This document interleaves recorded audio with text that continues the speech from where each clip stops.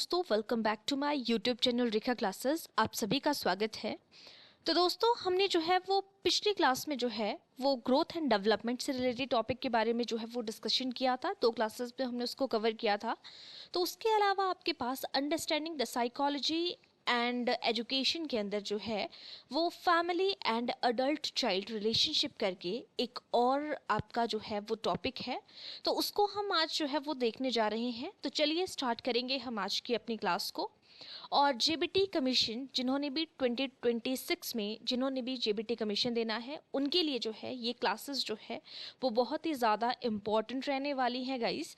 तो आप सभी जो है इनको जो है वो यूट्यूब पे अगर आप देखना चाहते हैं तो एक प्लेलिस्ट भी मैंने आप लोगों के लिए बनाई है। जेबीटी कमीशन 2025-26 करके आप लोगों को यूट्यूब पे प्लेलिस्ट दिख जाएगी, जिसमें आप सीक्वेंस से सारी क्लासेस को देख सकते हैं जिन्होंने पिछले क्लासेस को नहीं देखा है। ठीक है। बाकी जो बीएड वालों के लिए टीजीटी मेडिकल के टाइम पे भी मैंने जो है TGT medical non medical arts के लिए जो है वो उनका सिलेबस कंप्लीट कराने के लिए एक पीडीएफ ये प्लेलिस्ट बनाई हुई थी यूट्यूब पे। तो उसको आप देख सकते हैं, साइकोलॉजी फॉर ऑल एग्जाम करके। जेबीटी वाले जितने भी स्टूडेंट हैं उनको भी आप लोग देखिएगा। मैं बार बार यही कहती हूँ, सिलेबस आप लोगों का ऑलमोस्ट सभी का सेम है, बट हाँ आपके जो ये क्या कहेंगे सब्जेक्ट्स के जो नेम हैं वो डिफरेंट डिफरेंट दिए हुए हैं। आगे का कंटेंट जो है वो सबका सेम है, उसमें कोई डिफरेंस नहीं है। तो चलिए स्टार्ट करेंगे हम आज की क्लास को। Family and adult child relationship की आज हमारी जो है वो फर्स्ट क्लास है। और साइकोलॉजी टोटल अगर हम देखें तो 7th क्लास आप लोगों की जो है वो रहने वाली है जेबीटी कमीशन के according. The basic unit of society, तो सोसाइटी का बेसिक यूनिट पूछा है तो आपको पता है सबसे पहले हमारे पास जो है वो सोसाइटी की यानी कि समाज की जो शुरुआत होती है वो कहाँ से होती है, फैमिली से होती है। तो ऑप्शन बी करेक्ट आंसर हो जाएगा हमारे पास। जो सोसाइटी है यानी कि समाज है, समाज की मूल इकाई जो है हमारा परिवार होता है। ठीक है। और सबसे पहले बच्चा जो है वो सीखना भी कहाँ से स्टार्ट करता है, वहीं से फैमिली से ही सीखता है। ठीक है। फैमिली ही जो है उसका जो है वो पहला स्कूल भी बोल सकते हैं कि हो सकता है। और जो मदर होती है वो बच्चे का फर्स्ट टीचर होती है। नेक्स्ट क्वेश्चन है, a family where parents and children live together is called. एक ऐसा परिवार जिसमें माता पिता और बच्चे जो है वो साथ में रहते हैं, उनको कैसी फैमिली कहा जाता है। आपने देखा होगा कि छोटे छोटे बच्चों की जो सिलेबस में भी ये चीज़ें हैं कि ये जॉइंट फैमिली है, न्यूक्लियर फैमिली है, एक्सटेंडेड है, ब्लेंडेड है, कैसी है। तो जिसमें माता पिता और उनके बच्चे रहते हैं उसे हम क्या कहेंगे, न्यूक्लियर फैमिली कहेंगे, एकल परिवार कहा जाता है। ऑप्शन बी करेक्ट आंसर होगा। Next question, family life cycle starts with, यानी कि जो पारिवारिक जीवन चक्र है वो शुरू होता है, वो कैसे शुरू होता है, ओल्ड एज में, मैरिड कपल से, चाइल्ड बर्थ बच्चों के जन्म से जो है वो फैमिली लाइफ साइकिल शुरू होता है, या रिटायरमेंट से। तो करेक्ट आंसर होगा जो मैरिड कपल है उनसे जो है वो फैमिली लाइफ साइकिल जो है वो शुरू होता है। ठीक है। नेक्स्ट क्वेश्चन है, the type of family where several generation live together is, मतलब ऐसी फैमिली के टाइप को क्या कहेंगे, उसको क्या कहेंगे जहाँ पर बहुत सारी जनरेशन्स जो है वो इकट्ठी रहती हैं। जैसे कि जहाँ पे पोता भी है, आगे को उनके बेटे बेटे, इस तरीके से मतलब बहुत सारी जनरेशन है। आप बोलते हैं ना कई बार कि ये हमारे दादाजी हैं, है ना। तो दादाजी ने क्या क्या देखा होता है, अपने पोतों को देख लिया है ना, अपने बेटों को देखा, बेटों को देखा, बहुत सारी जनरेशन इकट्ठी रहती हैं। उन्हें क्या कहा जाता है, जॉइंट फैमिली यानी कि संयुक्त परिवार कहा जाता है। ऑप्शन बी करेक्ट आंसर होगा। नेक्स्ट है, primary function of family is, परिवार का मुख्य कार्य क्या है। तो परिवार का कार्य होता है कि एंटरटेनमेंट करना, एजुकेशन, सोशलाइजेशन या प्रॉफिट। तो समाजीकरण करना ये जो है हमारे पास प्राइमरी फंक्शन होता है। फैमिली का सबसे मेन काम है कि फैमिली से बच्चा क्या सीखता है, समाजीकरण सीखता है, समाज में लोगों के साथ में कैसे बातचीत करनी है, कैसे जो है वो चलना फिरना है, कैसे उनके साथ में जो है वो डील करना है। तो उसे हम क्या कहेंगे, समाजीकरण कहेंगे। नेक्स्ट है, a family formed by remarriage is called, यानी कि जब फिर से कोई पुनः विवाह करता है तो उस पुनः विवाह से जो बना परिवार होता है उसे क्या कहा जाता है, उसे ब्लेंडेड फैमिली कहा जाता है, यानी कि मिश्रित होता है वो। ठीक है। नेक्स्ट क्वेश्चन है, the stage when couple becomes parents is called, यानी कि उस अवस्था को क्या कहेंगे या उस चीज़ को क्या कहेंगे जब दंपत्ति जो है वो माता पिता बनने लगते हैं, उसको एक्सपेंशन कहेंगे। लॉन्चिंग चिल्ड्रन की वो बच्चों को लॉन्च कर रहे हैं, नहीं, हम कोई प्रोग्राम थोड़ी ना लॉन्च कर रहे हैं। रिटायरमेंट कहेंगे या टर्मिनेशन कहेंगे, तो उसे क्या कहा जाएगा, एक्सपेंशन, कि वो फैमिली को एक्सपैंड कर रहे हैं, एक्सपेंशन कर रहे हैं, विस्तार कर रहे हैं, यानी कि फैमिली को बढ़ा रहे हैं। नेक्स्ट क्वेश्चन है consensus in family decision making promotes, यानी कि जो पारिवारिक निर्णय में सर्वसम्मति बढ़ाती है। अगर आप कोई फैमिली डिसीजन ले रहे हो तो उसमें सर्वसम्मति आप देख रहे हो, सभी की आप जो है वो सहमति देख रहे हो, वो किस चीज़ को बढ़ाती है, संघर्ष को, सामंजस्य को, अलगाव को, असमानता को, तो वो हार्मनी को इंक्रीज करती है, उससे सामंजस्य जो है वो बढ़ता है, यानी कि ऑप्शन बी करेक्ट आंसर हो जाएगा। नेक्स्ट क्वेश्चन है social support from family enhances, परिवार से सामाजिक समर्थन बढ़ाता है। तो परिवार से सामाजिक समर्थन जो है वो क्या बढ़ाता है, तनाव को, समायोजन को, उदासीनता को, कमजोरी को। तो ऑब्वियसली वो जो है अगर सोशल सपोर्ट है तो उससे फैमिली जो है वो एनहांसेस करती है, एडजस्टमेंट एनहांस होती है, समायोजन बढ़ता है।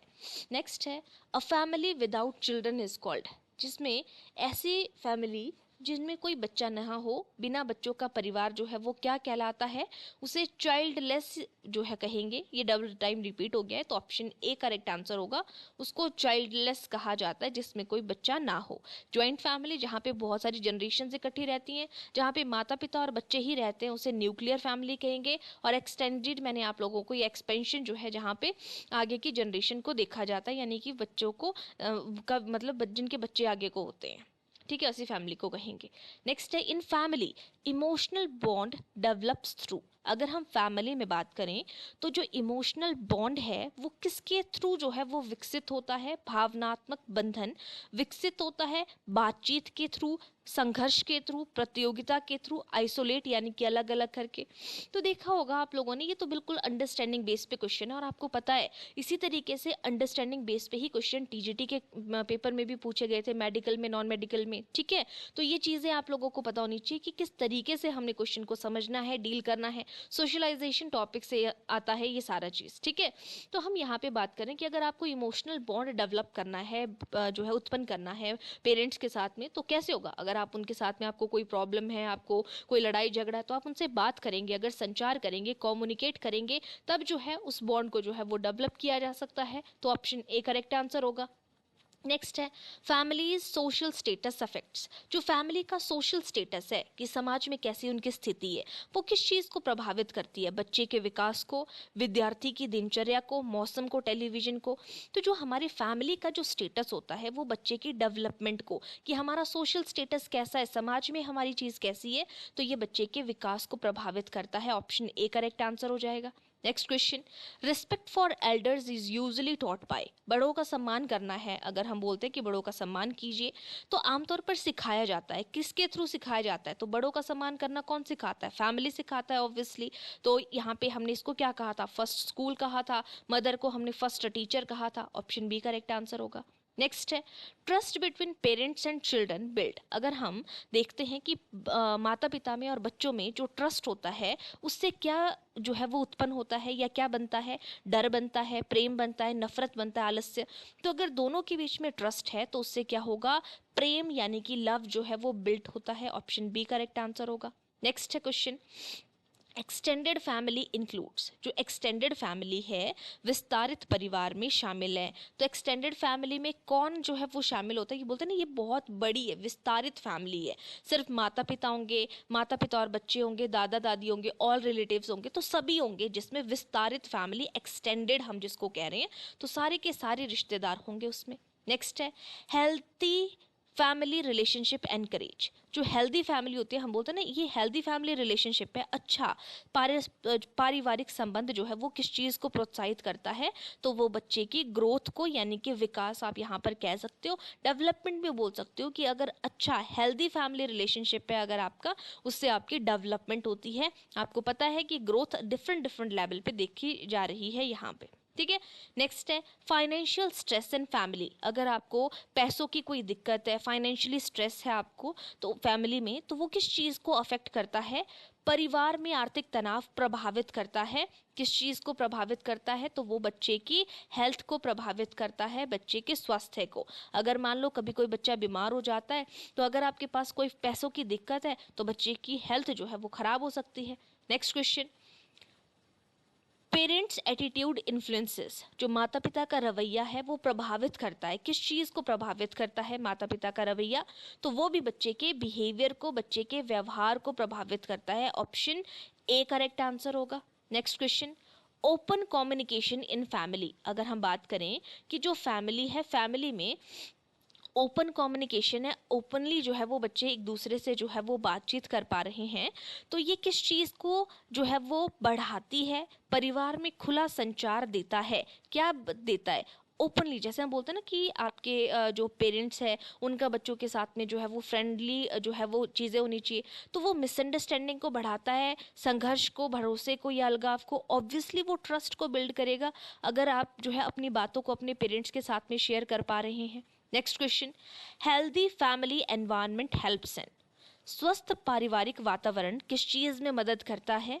तो वो यहाँ पे आप देख रहे हो बाकी सारी नेगेटिव टर्म है। अकेडमिक अचीवमेंट, अगर आपका स्वास्थ्य अच्छा है तो आप अकेडमिक अचीवमेंट यानी कि शैक्षणिक कोई भी पढ़ाई से संबंधित आप उपलब्धि प्राप्त कर सकते हो।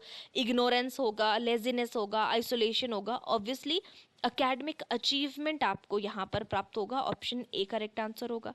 नेक्स्ट क्वेश्चन है, child development is influenced by. बाल विकास प्रभावित होता है, तो वो किससे प्रभावित होगा? Only genes, only environment, both genes and environment, या कोई नहीं? तो बच्चे का विकास हम यहाँ पे बात करें कि वो किससे प्रभावित होता है, तो ऑब्वियसली जब दोनों ऑप्शंस आपके पास है तो यहाँ पे बोथ जीन्स एंड एनवायरनमेंट यहाँ पर करेक्ट आंसर हो जाएगा कि बच्चे का जो विकास है वो इन दोनों चीज़ों से प्रभावित होता है। अब यहाँ पे जहाँ जब भी हम इस टॉपिक के बारे में बात करते हैं, जीन पियाजे, वाइगोत्स्की, कोहलवर्ग, एरिक एरिक्सन, इन सभी के नाम जो है वो बार बार देखने को मिलते हैं। तो अकॉर्डिंग टू पियाजे the stage of concrete operational stage begins at. 4 stages आपकी होती है, आपको पता है। सेंसरी मोटर स्टेज जो कि 0 से 2 वर्ष तक चलती है, प्री ऑपरेशनल स्टेज जो कि 2 से 7 वर्ष चलती है, कंक्रीट ऑपरेशनल स्टेज जो कि 7 से 11 वर्ष चलती है, और फॉर्मल ऑपरेशनल स्टेज जो कि 12 से ऊपर चलती है। तो इसका करेक्ट आंसर होगा ऑप्शन बी। नेक्स्ट है सोशल डेवलपमेंट इन चाइल्ड। हम यहाँ पे बात करें कि social development is the child's ability to interact with others.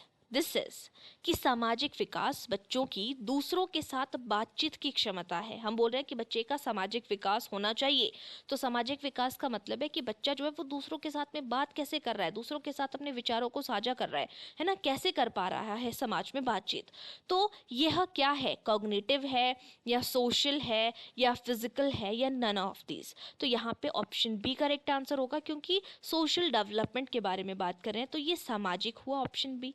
Next question, 24th question, in child language development the first word usually occurs around age। भाषा विकास में पहली शब्द आमतौर पर किस वर्ष में, मतलब पहला शब्द बच्चा जो है वो किस अवस्था में बोलता है, कौन सी एज में बोलेगा, कौन से मंथ में बोलेगा? तो ऑप्शन सी करेक्ट आंसर होगा। जो 18 महीने का बच्चा होगा वो जो है वो पहली शब्द जो है वो आमतौर पर बोलता है। फर्स्ट वर्ड के बारे में हम यहाँ पे बात कर रहे हैं, ऑप्शन सी करेक्ट आंसर होगा। नेक्स्ट है play is important for child because it develops. जो प्ले है यानी कि खेल है वो बच्चों के लिए इम्पॉर्टेंट है क्योंकि यह विकसित करता है। क्या जो खेल है, खेल के माध्यम से क्या चीज़ डेवलप होती है? Creativity, laziness, fear, anger. Obviously creativity जो है, रचनात्मकता जो है वो डेवलप होती है। ऑप्शन ए करेक्ट आंसर होगा। Next question, attachment between child and caregivers was described by। जो बच्चा होता है और जो आपका केयर गिवर है यानी कि आपकी देखभाल करने वाला है, करने वाले के बीच लगाव का वर्णन किसने किया था? आपके पास है स्किनर, बॉलवे, फ्रायड और वाइगोत्स्की। करेक्ट आंसर होगा ऑप्शन बी। जो बॉलवे हैं उन्होंने जो है वो क्या कहा था कि बच्चा और देखभाल करने के बीच में लगाव का वर्णन होता है, लगाव का वर्णन किया था कि बच्चे और देखभाल करने के वाले के बीच में जो आपकी देखभाल करता है ऑब्वियसली आपको उनके साथ में लगाव हो जाता है, तो जॉन बॉलवे ने ये कहा था, ऑप्शन बी। नेक्स्ट क्वेश्चन है the highest emotional development occurs in, यानी कि हाईएस्ट भावनात्मक, उच्चतम भावनात्मक विकास बच्चे में इमोशनल डेवलपमेंट सबसे ज़्यादा कौन सी एज में देखने को मिलती है? इमोशनली जो है वो बच्चा विकसित हो जाता है चाइल्डहुड में, अडल्टहुड में, इन्फेंसी में, ओल्ड एज में। तो यहाँ पे इमोशनल डेवलपमेंट अक्कर होती है। तो यहाँ पे आपका अडोलेसेंस तो है नहीं, चाइल्डहुड उससे पीछे आता है, तो यहाँ पे जो चाइल्डहुड है, चाइल्डहुड में हाईएस्ट इमोशनल डेवलपमेंट जो है वो होती है। Next question 28th, child learns social norms mainly from, बच्चा जो है वो सोशल नॉर्म्स को सीखता है कि हमें कैसे बातचीत करनी है, कैसे समाज में रहना है, तो ये मुख्यतः कहाँ से सीखता है? तो हमने क्या कहा था, ये चीज़ कहाँ से सीखेगा? फैमिली से सीखेगा, ऑप्शन बी करेक्ट आंसर होगा। Next question, a child begins to recognise mother's at about, बच्चा अपनी माँ को पहचानना शुरू कर देता है, तो वो लगभग कब पहचानता है? ये क्वेश्चन हमने पिछली क्लास में भी डिस्कस किया था।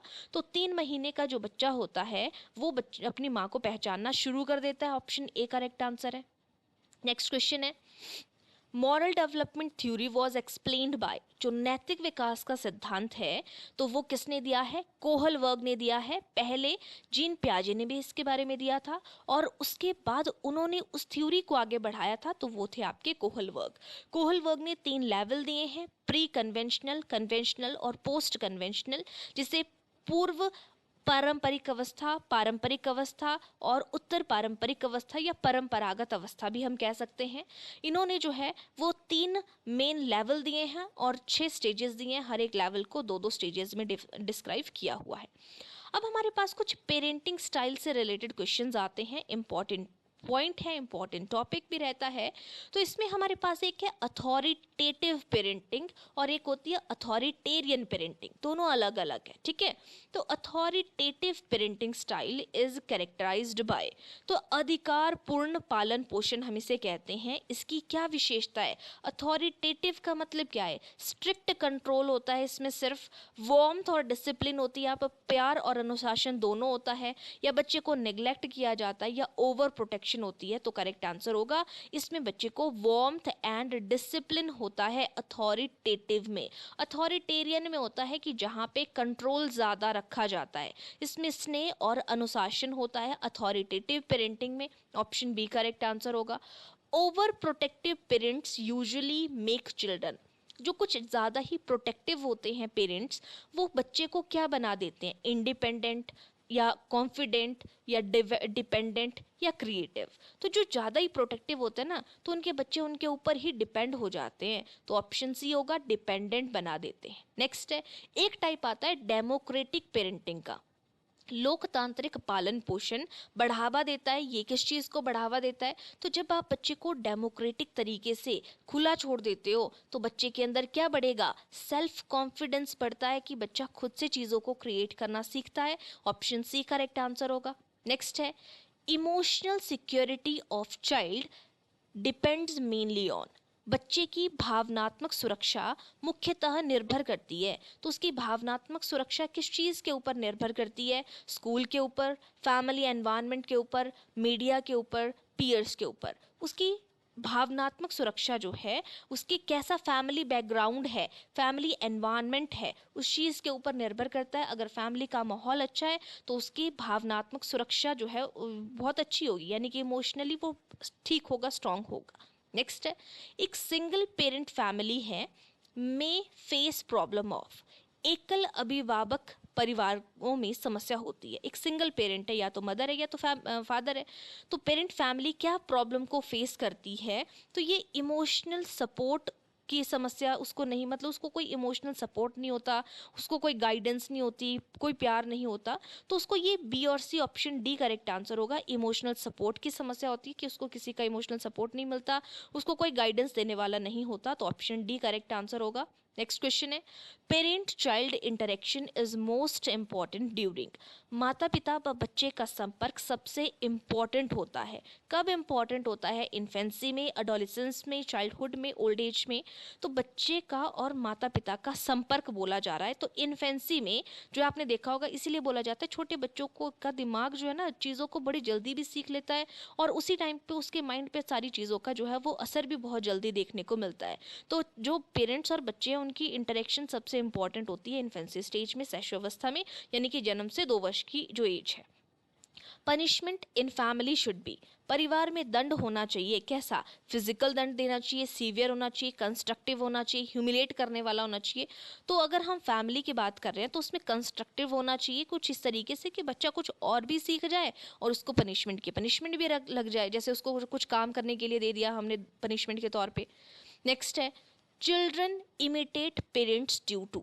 बच्चे माता पिता की नकल करते हैं क्योंकि वो रेनफोर्समेंट की वजह से, मॉडलिंग की वजह से, या फिर कंडीशनिंग की वजह से, या ट्रायल एंड एरर की वजह से। तो करेक्ट आंसर होगा, बच्चा मॉडल मानता है अपनी जो उसके जिसको वो देखता है। जैसे अगर वो अब उसको अपने फादर का कैरेक्टर अच्छा लगता है, उसको अपनी मदर का कैरेक्टर अच्छा लगता है, दादा दादी का लगता है, किसी का भी फैमिली में, तो वो अपने पेरेंट्स की नकल करने लग जाते हैं। तो ये एक तरीके की मॉडलिंग है। जैसे मॉडलिंग करते हैं ना, तो एक दूसरे की नकल करते हैं, अनुकरण करते हैं। ऑप्शन बी करेक्ट आंसर होगा।